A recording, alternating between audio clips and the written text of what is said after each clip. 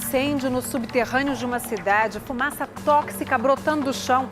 Parece cenário de um filme catástrofe, né? Mas é a realidade há mais de 50 anos de um lugar nos Estados Unidos que virou praticamente uma cidade fantasma. Esta cidade tem apenas 6 casas, todas sem vizinhos por perto.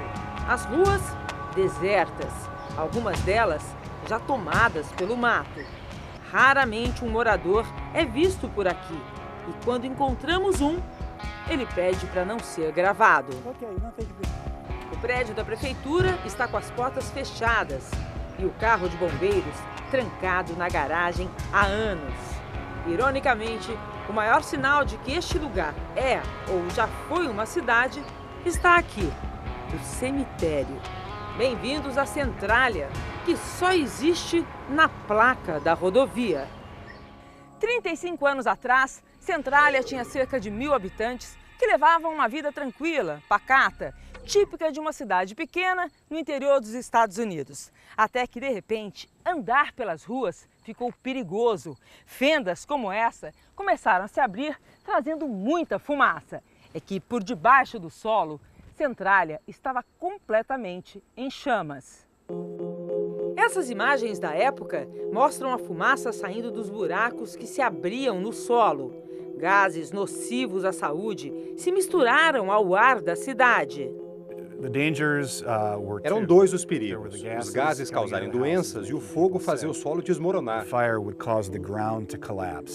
Para entender a história, temos que voltar no tempo.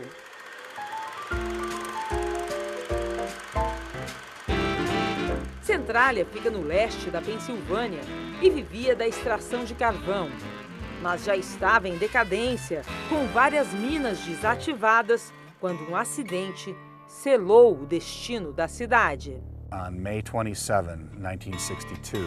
Em maio de 1962, os bombeiros colocaram fogo no aterro sanitário para limpá-lo um pouco antes do feriado pelos mortos em guerras, o Memorial Day. Eles só tocaram fogo para se livrar do excesso de papéis, mas ele se espalhou através de um buraco que havia no aterro e atingiu as minas de carvão abandonadas debaixo da cidade. O carvão mineral é um combustível e, uma vez ateado fogo, é muito difícil apagar. Resultado, o subterrâneo de Centralia está em chamas há 53 anos. Debaixo da cidade, há um grande depósito de carvão em chamas. No início dos anos 80, o Fantástico esteve em Centralia e mostrou que o solo ficava tão quente que dava para fritar um ovo. Com medo de andar nas ruas, as pessoas passavam a maior parte do tempo trancadas dentro de casa. Centralia se transformava aos poucos em uma cidade fantasma. O governo instalou medidores de gás dentro das casas. Quando a contaminação chegava a níveis perigosos, os moradores tinham que sair. Várias casas foram condenadas e demolidas. Na época, estimava-se que Centralia estava em cima de bilhões de dólares em carvão. E hoje, eu pergunto? O engenheiro do estado me disse que deve ter cerca de 50 milhões de toneladas de carvão embaixo de Centralia e que provavelmente só 5 milhões poderiam ser recuperadas e vendidas, o equivalente a quase 400 milhões de dólares. Então não é pouco dinheiro, mas para retirar esse carvão custaria muito caro. O pesquisador me conta que depois de várias tentativas de apagar o fogo, o governo desistiu e decidiu indenizar os moradores para que eles deixassem a cidade. Esta foto foi tirada exatamente aqui onde eu estou 32 anos atrás e retrata bem o que aconteceu com Centralia. Esta era a rua principal da cidade, que hoje está assim. E esta é a imagem da cidade antes e depois que os moradores começaram a sair.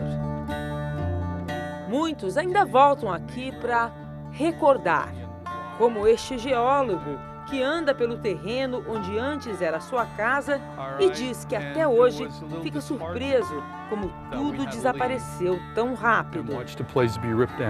Hoje, ainda se vê alguns focos de fumaça na cidade durante o inverno. Em 1992, o Estado fez a última tentativa de tirar as pessoas que ainda moravam em Centralia. Mas elas ganharam na justiça o direito de ficar. Mas ficar por quê? Se é perigoso viver aqui. Porque eles são teimosos e eles não acreditam que os incêndios das minas de carvão chegam a ser uma ameaça. Acreditam que tudo foi exagerado e que a coisa toda era uma grande conspiração do governo para roubar o carvão debaixo de Centralia. E o fogo continua, eu digo. Continua e nada está sendo feito. Pior, outras cidades também podem estar em risco. O governo gastou 42 milhões de dólares para retirar todos da cidade. E agora que restaram poucos aqui, não existe mais uma pressão para resolver a situação. Mas o fogo pode se alastrar para cidades vizinhas, que estão no raio de 5 quilômetros daqui. Eu acho que eles estão adiando algo que não poderia estar sendo adiado. E quando o fogo vai parar de queimar? É difícil dizer quando o fogo vai acabar. Eu sempre digo 200 anos ou mais, porque ainda existe muito carvão queimando e muitas minas que podem queimar.